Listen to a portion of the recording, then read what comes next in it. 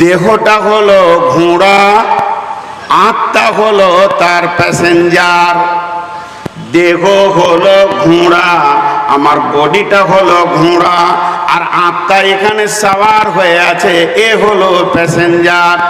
দেহ সকালে চা খায়, রুটি খায়, পুরি খায়, ডাল ভাজা খায়, মাংস খায়, মাছ খায়, খাসি খায়, বিরিয়ানি খায়, মুরগা খায়, মাছ খায়।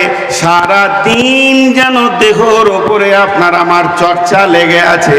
তখনই কোল্ড ড্রিঙ্কস, তখনই কফি, তখনই চা, যা মন চাইছে খেতে খেতে খেতে খেতে দেহটা হয়ে গেছে মজবুত। আত্মাকে কোনোদিন খাবার আমরা দিইনি। আত্মা ওই দুইবার খাবার খায়, একবার ফজরের পর আর একবার আসরের পর। বিশ্ব নবী সুন্নত নামাজ রাখেননি, ওই দু টাইমে বসে বসে আল্লাহর জিকির করতে হবে।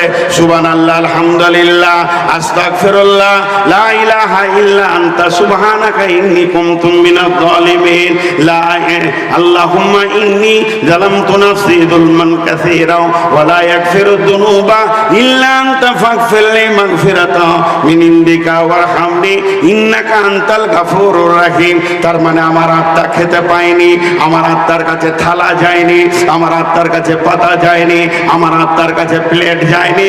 আমাদের আত্মাগুলো হয়ে গেছে দুর্বল, আর দেহ হয়ে গেছে মজবুত। দেহ বলছে গান শুনবো, দেহ বলছে জুয়া খেলবো, দেহ বলছে চুরি করব, দেহ বলছে জেনা করব। এগুলো দেহকে মজা লাগে, দেহ করছে। আত্মা ওর লাগাম ধরে রুখে মসজিদে ঢোকাতে পারছে না। কিন্তু যখন দেহ ছেড়ে দিয়ে আত্মার উপরে মেহনত করবে, হালকা বেঁচে থাকার মতো খাবে, হালকা বেঁচে থাকার মতো খাবে, আর সকাল সন্ধ্যা আল্লাহর জিকির বয়ান করবে, তখন ওর আত্মা মজবুত হয়ে যাবে। দেহ বলবে জুয়া খেলবো, আত্মা বলবে ঘুরে আয়, খবরদার যাবি না, আল্লাহকে হিসাব লাগবে। এক বোতল মদ খায়, খবরদার না মদে হাত দিবি না। আজান হয়ে গেল, মসজিদে ঢোক। তার মানে হচ্ছে আমাদের জবান থেকে তসবিহ চলে গেছে, ইস্তেগফার চলে গেছে, দরুদ শরীফ চলে গেছে, আপনার আমাদের মধ্যে মাসুরা চলে গেছে। এমনকি নামাজেও ধ্যান বসে না, নামাজটাও আমাদের নকল হয়ে গেছে। তেলাওয়াত তো আমাদের ভিতরে নাই। আজ থেকে 20 বছর আগে, 50 বছর আগে যদি বাড়ির গুলকি গুলকি হাঁটা হতো, তা কোনো না কোনো বাড়ি থেকে তেলাওয়াত শোনা যেত। দাদা কোরআন পড়ছেন, দাদিজি কোরআন পড়ছেন, নানিজি তেলাওয়াত করছেন সূরা ইয়াসিনের, নানাজান সূরা বাকারা পড়ছেন, আর কেউ সূরা হুদ পড়ছেন, কেউ সূরা তাবারাকাল্লাজি পড়ছেন, সূরা দাহার পড়ছেন। এগুলো প্রত্যেকটা বাড়ি থেকে তেলাওয়াত শোনা যেত। এখন তো তেলাওয়াত শোনা যায় না। প্রত্যেকটা পকেটে মোবাইলে ফেসবুক ঢুকে গেছে, কোরআনকে ঠেলে সরিয়ে দিয়েছে, আর ফেসবুক মানুষের দিলকে মুর্দা করে দিয়েছে, মুর্দা বানিয়ে দিয়েছে। আপনাদের পা গুলোকে ধরে একটা কথা বলছি, আমি কারো সমালোচনা করতে আসিনি। এমন কিছু বক্তা আছে 2 ঘন্টা খালি মানুষকে হো হো হো হো হো হো হো হো করে হাসিয়ে দিল। চোখের পানি এলো না, কবরের খবর এলো না, হাসরের খবর এলোই না। ওই শ্রেণীর মানুষ নাহমাদুহু শব্দটা পড়ার আগেই লোক খিলখিল করে হাসছে যে এরপরে কি বলবে। আর মৌলানা মাদানী ভাই আমার আগে 10 মিনিট কথা বলেছে। আমি তো আল্লাহর কসম খেয়ে বলছি, আমার দিলে এইরকম করে খোঁচা মেরে চলে গেছে যে ইস্তেগফার করলাম কখন। উনি এত দামি কথা বলে গেলেন, মনে হচ্ছে একে জালসাটাকে বাদ দিয়ে আমি একটা রোমে বসে এখন আল্লাহর কাছে সারা রাত কাঁদি, জীবনে যে পাপ করেছি। জি, আমি ফেসবুক গুগলসে একটা সার্চিং দিলাম। সার্চিংটা কি দিলাম, যে মৃত্যুর পরে পরে মুর্দার মানসিক অবস্থাটা কেমন থাকে।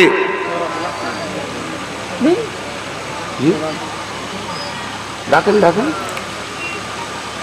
আর তো 15 মিনিট আছে।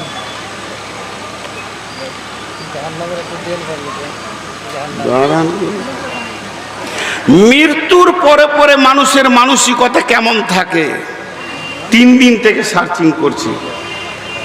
ছোট দুটো জিনিস পেয়েছি, সেটাকে আপনাকে একটা মিশাল দিব, তারপরে বলবো। এখন বাজলো কিনা রাত্রি 12:30, এটা বাদ দেন। এখন বাজলো রাত্রি 9টা, আপনি 8টার সময় এশার নামাজ পড়েছেন। এশার নামাজ পড়ে এসে 2টি খাবার খেয়ে নিলেন, আল্লাহর নাম নিয়ে সূরা মুলকটা পড়ে শুয়ে গেলেন। কেউ যদি শোয়ার আগে সূরা মুলকে তেলাওয়াত করে, আল্লাহ তার কবরের আযাবকে মাফ করে দেবেন। এই জন্য আপনি পড়ে শুয়ে গেলেন। এরপরে আপনার হয়ে গেল ফজরের আজান, আসসালাতু খায়রুম মিনান নাওম। ফজর আজান কটাই হচ্ছে? হ্যাঁ, 4:30। ও ক ঘন্টা ঘুমাইলো? ক ঘন্টা ঘুমাইলো? 9টায় ঘুমিয়েছে, 4:30টায় উঠলো বা 4টায় উঠলো, বাথরুম গেল, পেশাব পায়খানা করলো, নামাজে রেডি হলো। ক ঘন্টা ঘুমালো? মুখ খুলেন। হ্যাঁ, 8 কেন? এই দিক থেকে ওই দিকে হলো 4 ঘন্টা, এইদিকে 3 ঘন্টা। 9টায় ঘুমিয়েছে, 7 ঘন্টা ঘুমালো। এটা আমি উদাহরণ দিচ্ছি। মওতের পরে আমাদের মানসিকতা কেমন হবে? তুই বাচ্চা ছেলে না, তুই চেয়ারটা নিয়ে সামনে এলি কেন? ভাব তুই এখান থেকে, চল। সব মাজার দোষ আছে নাকি? বিয়ে হবে কি করে তোর? চেয়ারে বসবে বুড়া মানুষ, হাঁটু ব্যথা, মাজায় ব্যথা। ইয়ং ছেলেগুলো বসে আছে, ওদের বাপের বয়সগুলো নিচে বসে আছে, বেয়াদবের শেষ নাই। আর বিহারিরা মোটরসাইকেল চালাতে জানে রে ভাই, যত স্পিড চালাবে ও তত মাস্তান, তত দামি। ধীর স্থির ভাবে এদের যাওয়ার মানসিকতাগুলো শেষ করে ফেলেছে। তো 7 ঘন্টা ঘুমালো। ধ্যান দিয়ে শুনেন, ধ্যান দিয়ে খুব মনোযোগ, সাইকোলজিস্ট বলছি, তথ্য কথা বলছি। ও যেই চোখটা লেগেছে ওর স্বপ্ন শুরু হয়ে গেল। স্বপ্ন, খব খব স্বপ্ন, রুইয়া। তো স্বপ্ন কি শুরু হলো?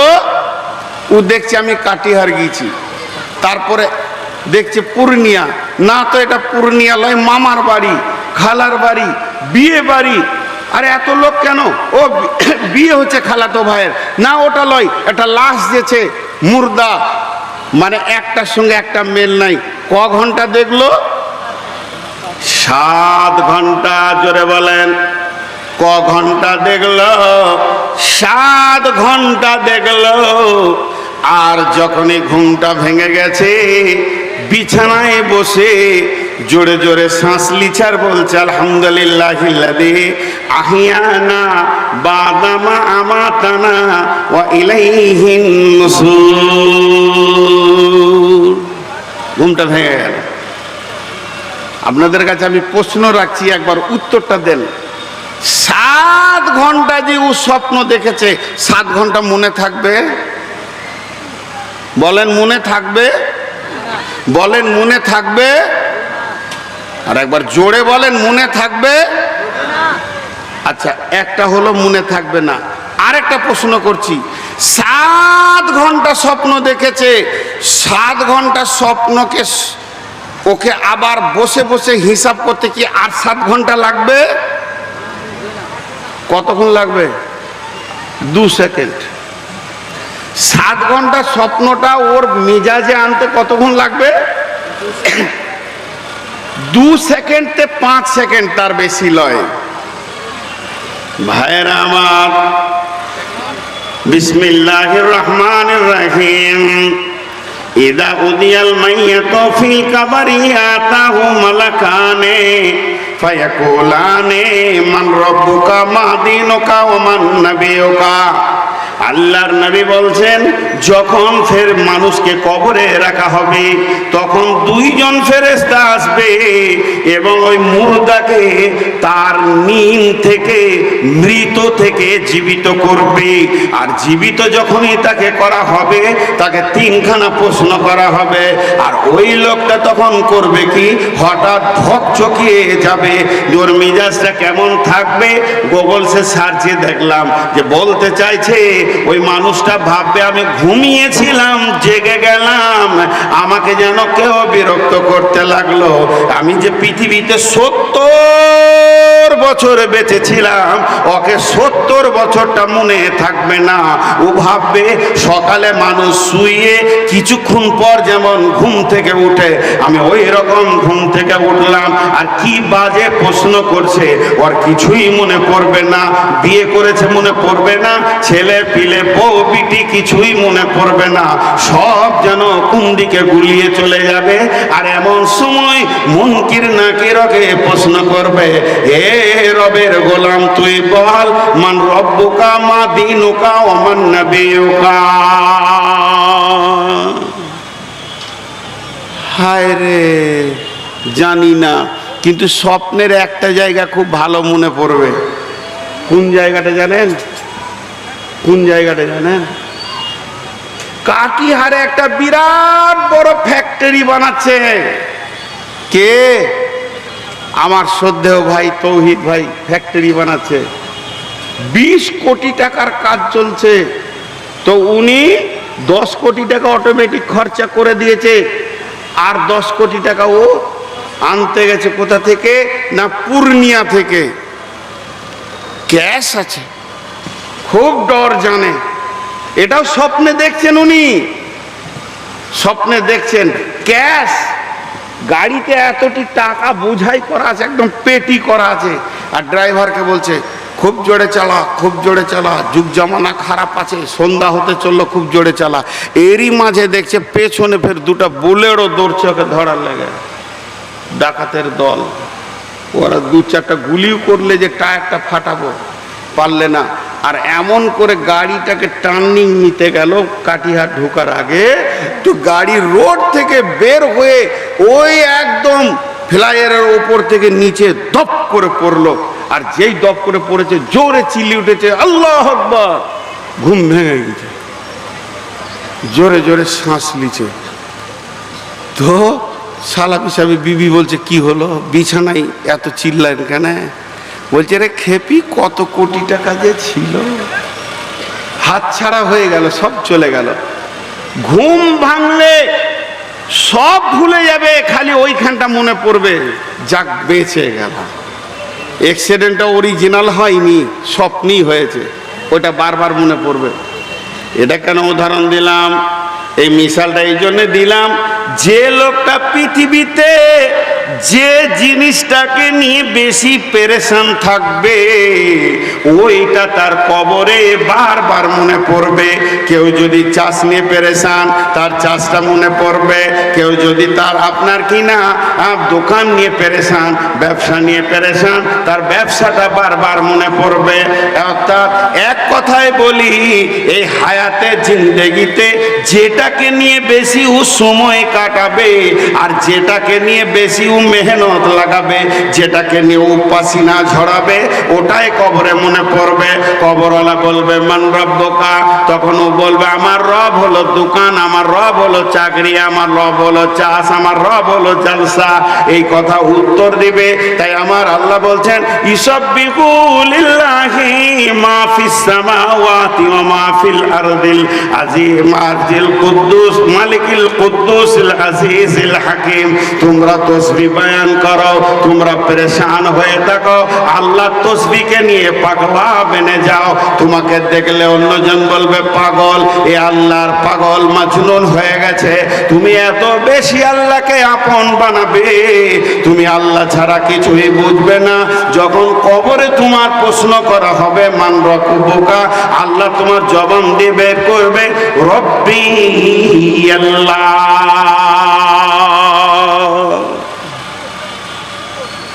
জি ভাই, আজকে আমরা শেষ হয়ে গেছি, হাসার জায়গা হয়ে গেছে বাড়ি, ছেলে পিলে নিয়ে বসছি তো আখেরাতের কোনো চিন্তা নেই। হাসার জায়গা হয়ে গেছে চায়ের দোকান, চায়ের দোকানে যতক্ষণ থাকছি আড্ডা দিচ্ছি। হাসার জায়গা হয়ে গেছে মার্কেট, হাসার জায়গা হয়ে গেছে বন্ধু, হাসার জায়গা হয়ে গেছে ফেসবুক, হাসার জায়গা হয়ে গেছে ইউটিউব, হাসার জায়গা হয়ে গেছে গুগল। হাস হাস আর হাস। আর মানুষ যত হাসবে তত আল্লাহকে ভুলবে, মানুষ যত হাসবে তত আর দিল মজবুত হবে।